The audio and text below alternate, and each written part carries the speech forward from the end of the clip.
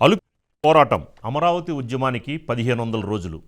తనకి అమరావతికి సంబంధించిన రైతులు ఈ రోజుతో 1500 రోజులైందండి. ఎస్ రాజు గారు, అంటే అమరావతి ఉద్యమం, అమరావతి పోరాటం, రాజధాని, ఇది 1500 రోజులు పూర్తయింది. 1500 రోజుల పోరాటం మనం గమనించినట్లయితే 1500 రోజుల పోరాటానికి ఇది మహిళలు చేసినటువంటి పోరాటం. ఇది దేశ చరిత్రలోనే నిలబడిపోయేటువంటి ఒక పోరాటం. ఇది ప్రపంచంలోనే ఒక మహిళలు ఇంత పెద్ద ఎత్తున ఒక ఉద్యమాన్ని నడిపి, ఒక ఉద్యమాన్ని పోరాటం చేసి, కేసులు పెట్టించుకొని, అవమానాలు పడి, అరెస్టులు అయ్యి, నిర్బంధించబడి, దాడులు చేయించుకున్నటువంటి ఉద్యమం ఇది. అంటే ప్రభుత్వం ఆ రకంగా ఒక కర్కశత్వంతో ఒక ఉద్యమాన్ని అణిచివేసేటువంటి ప్రయత్నం చేసినప్పటికీ కూడా వారు వెన్ను చూపకుండా వారు పోరాడినటువంటి ధీరత్వం వారిది.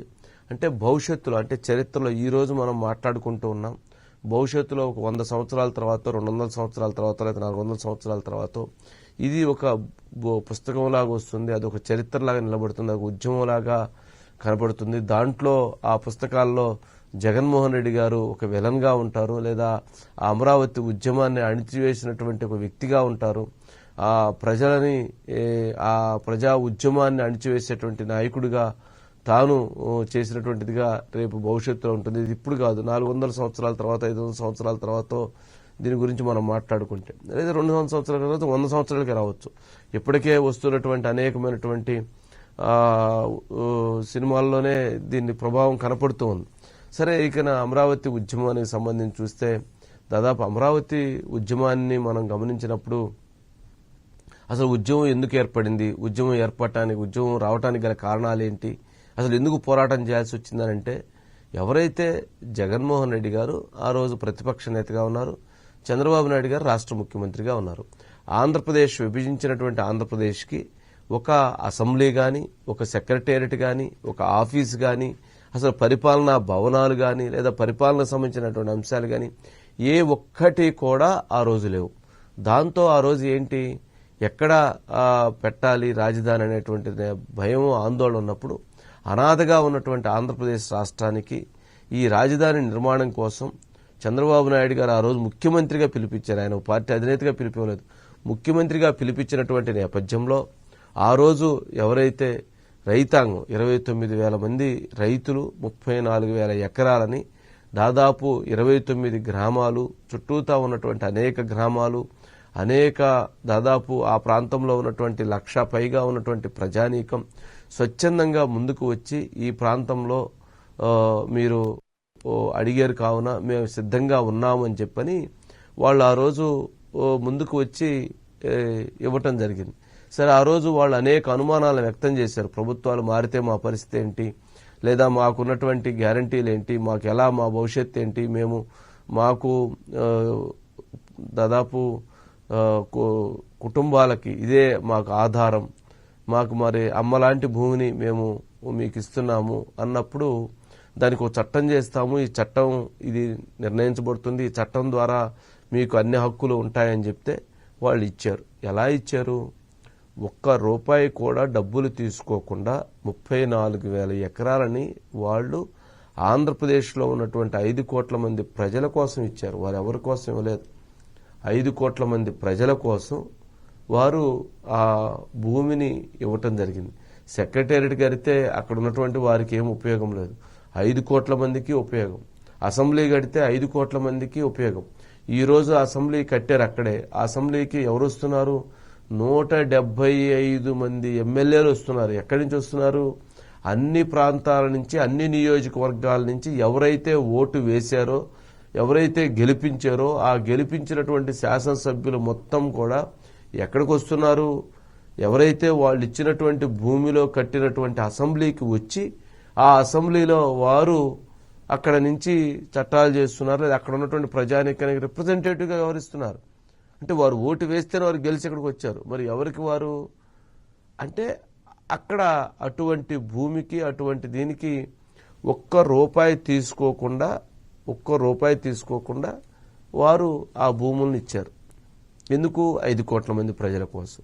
మరి అలాంటి ఇచ్చినటువంటి రైతాంగాన్ని ఆ రోజు అసెంబ్లీ సాక్షిగా జగన్మోహన్ రెడ్డి గారు అమరావతిని అంగీకరిస్తున్నాము, అమరావతి రాజధాని, అమరావతికి 40,000 ఎకరాలు కావాలి, 50,000 ఎకరాలు కావాలి, మేము స్వాగతిస్తున్నామని చెప్పని స్వయంగా వారు ప్రకటించారు, వారు చెప్పారు. మరి అటువంటి జగన్మోహన్ రెడ్డి గారు ఆయన అధికారంలోకి వచ్చిన తర్వాత, ఆయన అధికారం మారిన తర్వాత వెంటనే ఆయన మాట్లాడింది ఏంటి?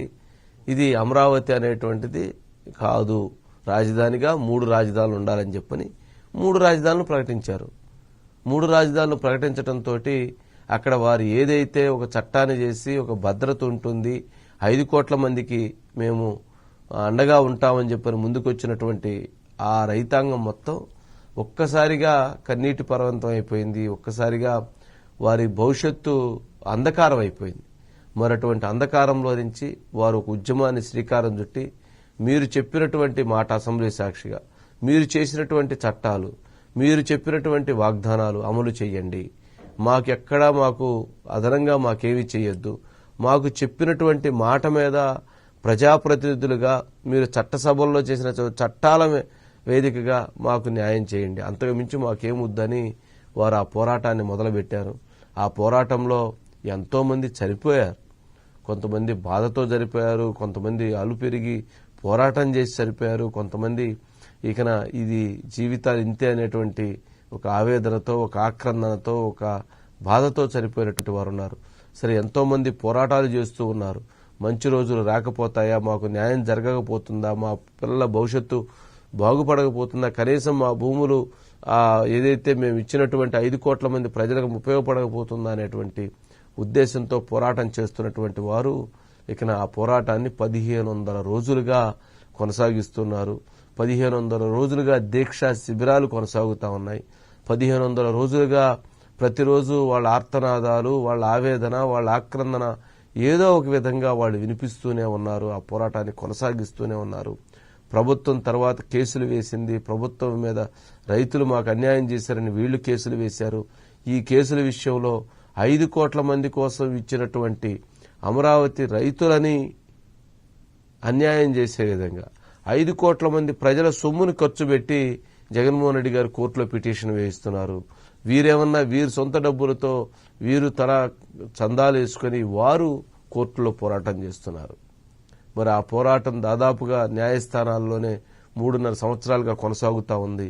ఇప్పుడు సుప్రీంకోర్టులో ఏదైతే ఆ కేసుకు సంబంధించి వివాదం ఏప్రిల్లో ఆర్గ్యుమెంట్స్ వింటామని చెప్పని సుప్రీం ధర్మాసనం చెప్పింది. అంటే ప్రభుత్వం మారిన తర్వాత దీని మీద ఆర్గ్యుమెంట్స్ వినేటువంటి పరిస్థితి ఉంటుంది. ఇక ఇక్కడ ఆంధ్రప్రదేశ్ హైకోర్టులో ఏదైతే రాజధాని ఇక్కడి నుంచి వైజాగ్కి కార్యాలయాల తరలింపు అంశం కూడా బెంచ్ ఏర్పడిన తర్వాత ఆ బెంచ్ డిసైడ్ చేసిన దాని ప్రకారంగా వెళ్లాలని చెప్పని ఇక్కడ కూడా బ్రేక్ చేశారు. అంటే న్యాయ వ్యవస్థ, న్యాయస్థానం అమరావతి రైతాంగాన్ని విషయంలో వారు చేస్తున్నటువంటి పోరాటాన్ని ఎంతో కొంత కొన్ని సందర్భాల్లో వారి న్యాయాన్ని కాపాడుతూ కొంత బ్రేక్ చేస్తూ వస్తుంది. కానీ ప్రభుత్వం తమకున్నటువంటి అధికారంతో, తమకున్నటువంటి ప్రజల డబ్బుతో వారిపైన పోరాటాన్ని కొనసాగిస్తూ ఏదో ఒక రకంగా వాళ్ళు అనుకున్నటువంటి నిర్ణయాలను కొనసాగించే విధంగా యుద్ధం చేస్తున్నటువంటి పరిస్థితి మనం చూస్తున్నాం. సరే, ఇప్పుడు అమరావతి సబ్జెక్టు మనం ఎంత చెప్పినా తక్కువే, ఎంత మాట్లాడినా తక్కువే, ఎంతటి వాళ్ళ త్యాగాల్ని ఏ రకంగా కీర్తించినా కూడా తక్కువే, ఏ రకంగా వారిని అభినందించినా కూడా, వారు పోరాటాలు అభినందించినా కూడా తక్కువే. కానీ ప్రభుత్వం మాత్రం చేసింది ఒక దుర్మార్గమైనటువంటి చర్యగానే భావించాలి. ప్రభుత్వం ఒక నిర్ణయాన్ని తీసుకునేటప్పుడు ఆ నిర్ణయం వలన ఎంత నష్టం జరుగుతుంది, ఎంత అన్యాయం జరుగుతుంది అనేటువంటి అంశాలను పరిగణలోకి తీసుకోకుండా వారు ఆ నిర్ణయాన్ని తీసుకోవటం ద్వారా జరిగినటువంటి నష్టం అమరావతి ప్రజానీకానికి దాదాపు 5 సంవత్సరాలుగా వారి కన్నీటికి, వారి బాధలకి, వారి ఆందోళనకి, వారి ఆవేదనని ఎవరూ కూడా వెలకట్టలేనటువంటిది మాత్రంగా భావించాలి. అయితే ప్రజలు వారికి మద్దతుగా నిలిచారు, ప్రజలు వారికి సంఘీభావంగా నిలిచారు, ప్రజలు దేశవ్యాప్తంగానే కాదు ప్రపంచవ్యాప్తంగా కూడా వారు వెన్నంట ఉండే విధంగా వారు అడుగులు వేసినటువంటి పరిస్థితి ఉంది. మరి చూడాలి, ఇవన్నీ కూడా మనం భవిష్యత్తులో ఈ ఉద్యమం ఏ రకంగా వెళుతుంది, ఏ రకమైనటువంటి పరిస్థితులు ఉంటాయనేటువంటిది. ఓకే, రైట్ రాజు గారు, రాజేష్ లైన్లో తీసుకోండి. Thank you Raju garu, thank you so much. Thank you Vamshi garu, thank you once again. Rajesh చెప్పండి.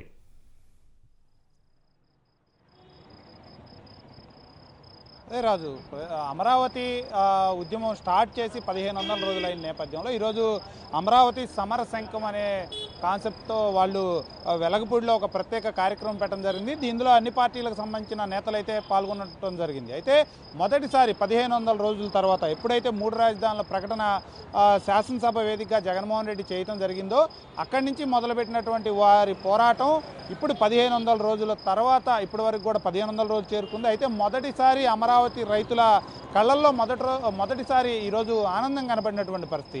మరొక 2-3 నెలల్లోనే ఎలక్షన్స్ ఉన్న నేపథ్యంలో మాకు ఇప్పటివరకు మమ్మల్ని ప్రభుత్వం అనేక రకాలుగా ఇబ్బంది పెట్టింది, అనేక రకమైన కేసులు పెట్టింది.